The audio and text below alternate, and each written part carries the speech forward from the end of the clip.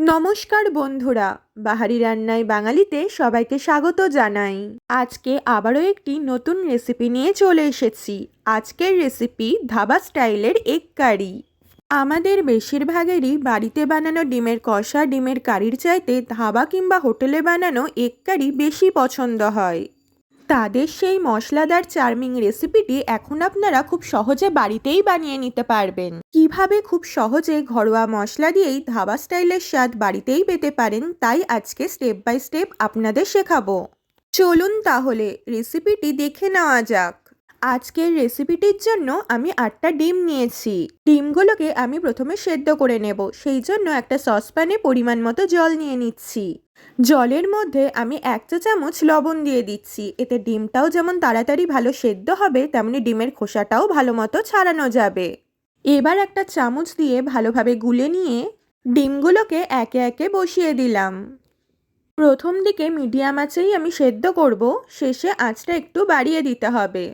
আঁচটা আমি বাড়িয়ে দিয়েছি, জলটাও টকবক করে ফুটতে শুরু করেছে। এভাবে বেশ কিছুক্ষণ ফোটার পর আমি গ্যাসটা অফ করে ডিমগুলোকে ঠান্ডা হতে দেব। ডিমগুলোকে বেশ কিছুক্ষণ রাখার পর ঠান্ডা জল দিয়ে ধুয়ে নিয়ে খোসা ছাড়িয়ে বাটিতে রাখলাম। তেলে পড়লে ডিমগুলো অনেক সময় ফাটে, আবার ডিমের মধ্যে মশলাও সহজে ঢোকে না। সেই জন্য একটা ছুরি দিয়ে ডিমের গায়ে ঠিক এইভাবে কেটে দিতে হবে।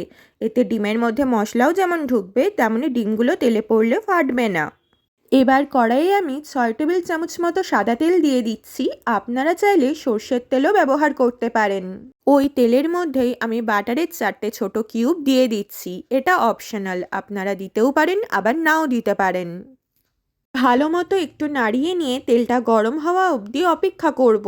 তেলটা ভালো মতো গরম হয়ে এসেছে, এবার সেদ্ধ ডিমগুলোকে একে একে তেলের মধ্যে দিয়ে দিলাম। ডিমগুলোকে এবার একটু ভালোভাবে নাড়িয়ে লাল লাল করে ভেজে নেব। ডিমের কালারটা যাতে খুব সুন্দর আসে, তার জন্য প্রথমেই আমি 1/2 চা চামচ মতো কাশ্মীরি লঙ্কার গুঁড়ো দিয়ে দিচ্ছি। তারপর এর মধ্যে 1/2 চা চামচ লবণ আর 1/2 চা চামচেরও কম পরিমাণ একটু হলুদ গুঁড়ো দিয়ে গ্যাসের আঁচ বাড়িয়ে ডিমগুলোকে ভালোভাবে নাড়িয়ে ভেজে নেব। ডিমগুলো বেশ লাল লাল ভাজা হয়ে গেছে। এবার এগুলোকে কড়াই থেকে তেল ছেঁকে একটা বাটিতে তুলে নিলাম। এরপর আমি কড়াই ওই তেলের মধ্যেই ফোড়ন হিসাবে 2 টুকরো দারচিনি আর 3টে ফাটানো এলাচ দিয়ে দিচ্ছি। এরপর 5টা লবঙ্গ আর 1/2 চা চামচ মতো গোটা জিরে দিয়ে দিলাম। এবার প্রথমে ফোড়নটাকে হালকা ভেজে নেব। ফোড়নটা হালকা ভাজা হয়ে এলে আমি 4টে কেটে রাখা কুচনো পেঁয়াজ দিয়ে দিলাম। গ্যাসের আঁচটা বাড়িয়ে নিয়ে পেঁয়াজগুলোকে ভালো মতো ভেজে নেব। ডিম ভাজার সময় যেহেতু লবণ আর হলুদ আগে থেকেই দেওয়া ছিল, তাই পেঁয়াজগুলো খুব তাড়াতাড়ি মজে আসবে। পেঁয়াজটাকে কিছুক্ষণ ভালো মতো নাড়িয়ে নিয়ে ঢাকা দিয়ে মিডিয়াম আঁচে 5 মিনিটের জন্য রেখে দিলাম। ঢাকা খোলার পর দেখা যাচ্ছে পেঁয়াজটা মোটামুটি ভালোই মজে এসেছে। এবার আমি এর মধ্যে 1 টেবিল চামচ সয়া সস, 2 টেবিল চামচ পেঁয়াজ বাটা, 1 টেবিল চামচ আদা বাটা আর 1 টেবিল চামচ রসুন বাটা দিয়ে বেশ কিছুক্ষণ ধরে ভালোভাবে নাড়িয়ে পেঁয়াজ আদা রসুন বাটাটাকে ভালো মতো কষাতে হবে। যতক্ষণ না তেল ছেড়ে আসছে ততক্ষণ একটু ভালো মতো নাড়িয়ে যাব। এরই মাঝে আমি 2টো টমেটো বাটা দিয়ে দিলাম। আর ঝালের জন্য আমি 2টো কাঁচা লঙ্কা কুচি দিয়ে দিচ্ছি। ঝালটা আপনারা অবশ্যই নিজেদের পছন্দ মতো দেবেন। এবার এটাকে বেশ কিছুক্ষণ ধরে ভালো মতো নাড়িয়ে নেওয়ার পর আমি একে একে গুঁড়ো মশলাগুলো দিয়ে দেব। এবার এর মধ্যে একে একে 1/2 চা চামচ ধনে গুঁড়ো, 1/2 চা চামচ জিরে গুঁড়ো, 1/2 চা চামচ কাশ্মীরি লঙ্কার গুঁড়ো, এরপর আমি স্বাদ মতো লবণ দিয়ে দিচ্ছি। আর লবণের সাথে ব্যালেন্সের জন্য অল্প পরিমাণ চিনি দিয়ে দিলাম। শেষে 1/2 চা চামচ মতো হলুদ গুঁড়ো দিয়ে মশলাটাকে বেশ ভালো মতো কষিয়ে তেল বের করে নিতে হবে। মশলা থেকে তেল কিছুটা ছেড়ে এলে আমি মশলা ধোয়া বেশ কিছু পরিমাণ জল দিয়ে দিলাম। এবার ভালোভাবে এটাকে একটু নাড়িয়ে নিয়ে ঢাকা দিয়ে আঁচ কমিয়ে মাত্র 5 মিনিটের জন্য রেখে দিলাম। ঢাকা খোলার পর দেখলাম মশলা থেকে তেল ভালো মতো ছেড়ে এসেছে, গ্রেভির কালারটাও খুব সুন্দর হয়েছে। এবার আমি এর মধ্যে ভেজে রাখা ডিমগুলোকে দিয়ে দিচ্ছি। ডিমগুলো দেওয়ার পর মশলা সহ ডিমটাকে ভালো মতো কষিয়ে নিতে হবে।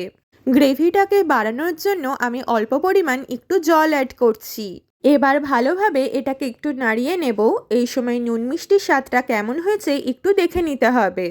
নুনের পরিমাণটা আমার একটু বেশি মনে হওয়ায় আমি আবারও একটু অল্প পরিমাণ চিনি দিয়ে দিচ্ছি। রান্না প্রায় হয়েই এসেছে, এবার ভালো মতো এটাকে একটু নাড়িয়ে নেব যাতে চিনিটা সব জায়গায় ভালোভাবে মেশে। এরপর বেশ কিছু পরিমাণ ধনেপাতা কুচি উপর থেকে ছড়িয়ে ভালোভাবে একটু নাড়িয়ে নিয়ে 2 টেবিল চামচ মতো কাসৌরি মেথিকে হাতে ঘষে ডাস্ট করে দিয়ে দিলাম। ব্যাস, এগ কারি তৈরি হয়ে গেছে। এবার এটাকে ভালো মতো একটু নাড়িয়ে নিয়ে ঢাকা দিয়ে গ্যাস অফ করে বেশ কিছুক্ষণ রাখলেই তৈরি হয়ে যাবে ধাবা স্টাইলের গরম গরম এগ কারি।